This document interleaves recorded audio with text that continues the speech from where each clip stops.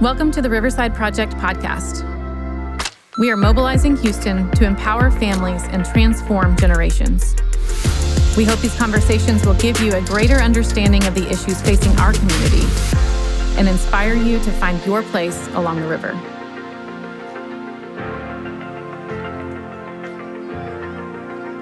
Thanks for joining us today. We have today with us a couple of people from Klein ISD, so it's Klein Independent School District.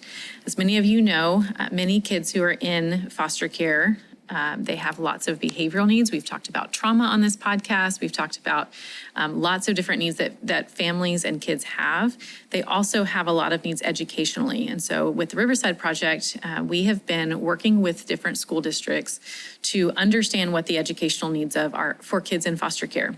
And through that conversation, we've been introduced to lots of educators and people who are coming alongside kids and families to support them. So we have two of them with us today that I'm really excited to share with you. We have Crystal Coleman. She is the foster care coordinator for Klein ISD. We also have Jackie McCoy, who is a Klein ISD Surrogate Parent, and we'll explain what that means in just a moment. So thank you so much for being with us today. It really is an honor to have a conversation with you just about the way that you care for kids in the Klein area. So Crystal, if you want to just start off by telling us what is your role as a foster care coordinator within Klein? Well, thank you for having me today, Amber. And part of my role is really creating an opportunity for our students in foster care to come to Klein ISD schools and feel a sense of normalcy, acceptance, and inclusion, as well as, training our staff to try to meet those needs and welcoming our students to campuses. And then providing some additional trainings to try to address, trauma, what it is, and how it may affect our students. And really kind of turn that lens to, what has happened to the student versus, why are they doing some of the things they're doing, so we can try to identify, ways that we can help and support them. We work through the process of, getting the paperwork and building relationships with, the foster families and homes, and the surrogates also tie into that process very, very heavily because many of our students, need a surrogate for various reasons. There's a lot going on, and we're looking at some new things, that hopefully will help our kids. So explain to me why would a kid need a surrogate parent? What is that program exactly? Okay, so surrogate parents come into play when our students don't have a biological parent who has educational rights any longer. Then they need a surrogate parent who is non-biased, but who is there to support the needs of that student.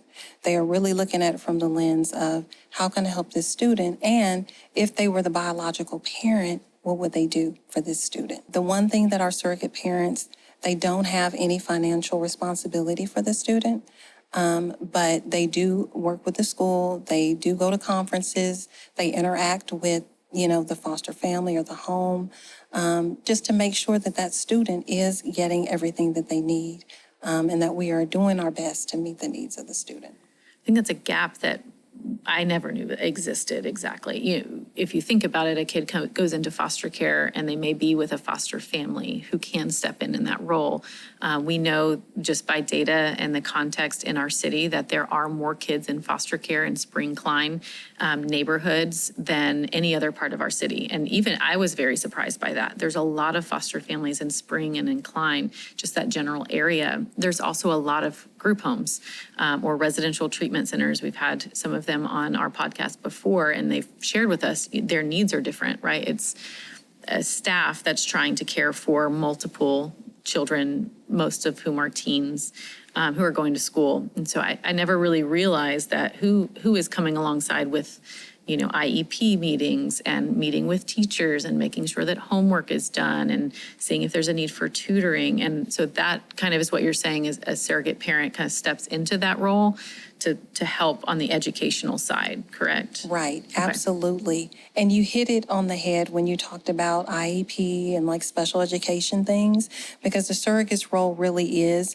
to make those special education decisions for the student Okay. and make them in the best interest of the student. So they are going to all of the ARD meetings, they're looking at all of the academic records, behavior things as well, but they are the go-to person as far as making educational decisions for the student once they have taken on that role. That's a pretty big volunteer role. I know there's a lot of people out there who are like, I want to volunteer with a nonprofit, or I want to volunteer to help, kids in foster care. That's a pretty big step and a big responsibility for somebody. So it probably, I would assume, takes a special person. It really, really does. And I'm so happy that today you have us here, and Miss Jackie McCoy is one of my very special surrogates.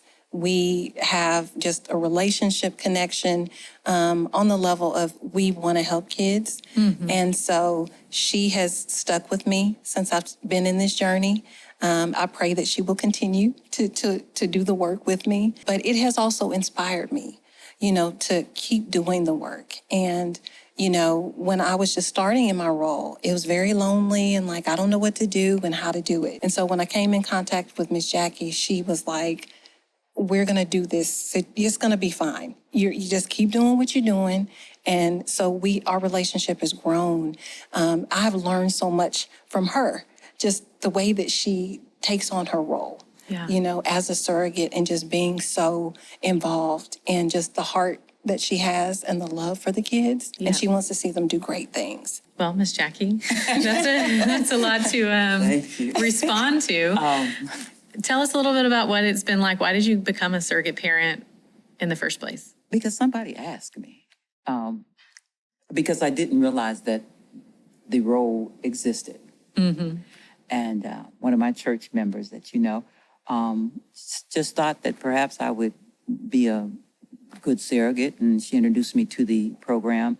And I said yes, because it sounded like something that would plug into my kingdom mandate. So I went to training, and it was before Crystal came, but I went through training, and it just resonated because I love young people. As I grow older, I like to stay around young people for the purpose of keeping me young. I just immediately saw the need. And so when I got started and I was trained, I said, let me take 2 and see how that works for me. I really saw the need for the representation that young people need. And these children have been traumatized. They have hopes and desires for success, but not all the tools that a child that, grows up in a 2-parent home or 1-parent home where the parent is working and they haven't been traumatized. I just then fell in love with it and made it my mission to be effective. I mean, we can do anything, but I want to be able to look at it and say, I made a difference in that child's life. I give them advice if they need it. I usually try to stay with the high school group and stay with one school so I can know all the players and work with the teacher when the teacher calls. I know her, and I can rely that what she's conveying to me. And then when you go through that ARD, you're not just checking boxes. You're really making sure that child is getting what they need to. What is an ARD meeting exactly? Can you explain that? Oftentimes when you have children who have special learning or behavioral concerns, they have to go through, and you might want to help me with the technical terms of it. They need someone to go in and represent their interests and be able to sign off on whatever the school and the surrogate parent feel like is the right steps to try to address their learning needs or their disabilities or whatever the issue is with them. That can't be entered into lightly. So when I go in, sometimes they say that, she gives such a hard time. Well, I just want to know. You're showing up. I'm showing up, and I do for those students what I would have done for my children. We talk a lot about the power of people showing up. right? That's kind of what we talk about with the river is somebody along the side of the river showing up for a family or a kid who's vulnerable and saying, I'm willing to stand in the gap for you. And that's really what you're doing in the educational space is you're showing up where there is a gap in getting a child or a family to the help, in this case, a child, to the help that they need. And that can look like you mentioned a lot of different ways. What are the challenges that you see most often? There can be a lot of barriers, Amber, to the situation with our kids in foster care, and trying to meet their needs. And part of that is trying to get, paperwork sometimes on the students, the background information. It could even be, documentation from the previous schools, grades, different things that will help us then set this student on a path for success. And so when we are kind of lacking in those areas, we are doing our best to place the student where they need to be, to ensure that they are in the right classes, that they're getting their credits, that they're going to be on their way to success. But it can be very difficult in then trying to see the underlying trauma that they have experienced as well, when sometimes we don't really know what it was, or we're looking at what's this behavior, and that's all we can focus on at that moment. It's like, how can we get this behavior to stop and get you in a place where you need to be in class? And we're not able to have that time or documentation maybe to show us, okay, these are some things that this student has experienced, which is maybe why you're going to see this behavior, and to have a little more grace. When kids transition a lot, and in foster care, especially teenagers, tend to transition a whole lot. So there's so many opportunities to add to their losses and add to their grief. And of course, we know behaviors continue to escalate when they don't feel safe. We have shared often how behavioral struggles and unresolved trauma affects kids from the educational side. You see that every single day. We know that when unresolved trauma is happening, they go to school and they look like a child with bad behavior because they have bad behaviors. But underneath the bad behavior is usually an unmet need, and that unmet need is trauma. Again, we talk about this all the time on this podcast. Trauma has to be healed in relationship.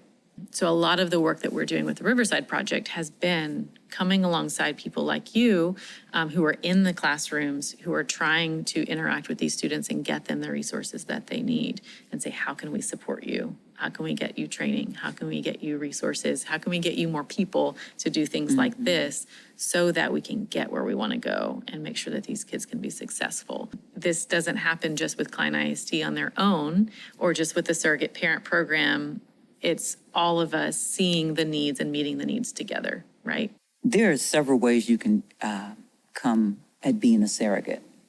For me, it has just opened up a whole new world. And now that I interact with the RTC, I interact with the school, I have found the Riverside Project, which has opened me up to understand trauma and what I'm actually dealing with when I meet a new student or whatever the case may be. It has just been quite an eye-opening experience. And then when you start talking about, the other agencies that come into play that have some type of responsibility for that child also. So you have the layer of, the FPS, you have the school, you have the RTC, you have the surrogate, and then you have the Riverside Project trying to bring about a greater understanding for everybody and to try to facilitate all those different departments to be able to provide that child with the best services that will make them successful. It can be daunting, but as a surrogate, if you're thinking that you might want to be a surrogate, there are just some basic needs that every child needs representation. And I would venture to say that every child needs caring, focused representation in those ARD meetings. I can't say it enough. Just take the interest. If you don't ever buy a snack or a book or anything else. Be present in that moment when the child, because I took advantage of a lot of the trauma-based learning that is out there, and it's just oh my goodness. But one thing they said that really, really, really stuck with me was the fact that at the point of the trauma, a lot of children shut down and they stop the ability to learn. And I'm really seeing that because most of the children that I get, they are 2 or 3 grades behind in their learning. And I wish I could grab up all the children and represent them all, but I can't do that. But those that I do have, I'll go to the MAT forum and I do whatever, almost whatever it takes to try to gain a relationship with them, so at least I can leverage and mentor from my position, and somewhat mother if given the opportunity. Because if you ask me, well, what do you think about this? I'm going to tell you the righteous thing, to do in that situation, as if it were my child. You have a gift to bring, just like Miss Jackie has the heart, but she also has a gift that she brings and she shares with us all. That's important for people to know too, is that you have something great to offer to, another student in need. It could be another surrogate that you meet. We have a need, and people are out there that have some good things to bring and some good things to offer. And sometimes we don't really see how just stepping in and showing up in that space can make a difference. We recently used some of our zip code level data and had an organization come in and pull from that data some of the things that areas of need in our city. And one of the things that they uncovered was we wanted to know where are the areas of town where highest removals are, where kids, more biological families, where kids are being removed from their homes. How can we highlight where in our community those things are happening? And can you give us, is there anything that it's correlating with, where we can find some ways to create some solutions? One of the things that they said was in the areas of high removal, so kids removing from their homes and going into foster care, were highly correlated with the percentage of adults in that population who had less than a high school diploma. High percentages, like almost a quarter in some neighborhoods in our city. There's like a quarter of adults, 20 to 25%, who do not have a high school diploma. So you kind of start to put the pieces together here, where if these kids who are in foster care end up, leaving school, they don't finish high school. As you mentioned, they get so far behind in school that it's almost impossible to catch up. And without that education piece, we talk about going downstream, what's going to happen? What happens when they have children? What happens to those children? And then we cycle back upstream and we start the entire cycle. We see this cyclical thing happening in our community. This is what we talk about with the river. What you are doing, it seems like, hey, there's a need and I'm going to meet it. I'm going to show up for this kid. I'm going to buy them a book when they need a book. I'm going to, tutor them. They're going to ask me for advice and I'm going to give righteous advice, is what you just mentioned. I love that. That piece, as seemingly small as it is helping the cycle to stop. It's helping to disrupt the cycle that we see. And we need, again, more and more people who can say, I'll show up. I probably don't have enough. I may not have all that it takes, but I'm not going to do it alone. So I'm going to step in. Yeah. That's what we want to see. I have become such a fan of the Riverside Project, to the point where I think that 2-minute video that you all created is one of the most succinct explanation of what's going on and where the needs are. To me, it's just like second nature to say, yeah, I'll volunteer. I'll do something. I'll do what I can do. Some people have to be encouraged, introduced to the idea, and kind of have a better understanding before they can commit to wanting to be a surrogate. If you understood that there were children in the stream, they are not coming out of the stream. Nobody is pulling them out of the stream. Children are drowning in the stream. If you could understand that, you probably could volunteer to do something as easy as do one child. You don't have to do 3 and 4. Some people that surrogate for like 3 and 4, 5, 6 kids.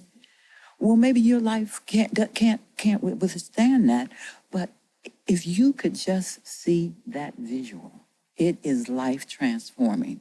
And we could get more people to stand up and say, you know, well, maybe I can. Yeah. Maybe I can help you. Because it's a desperate situation which is going to get worse.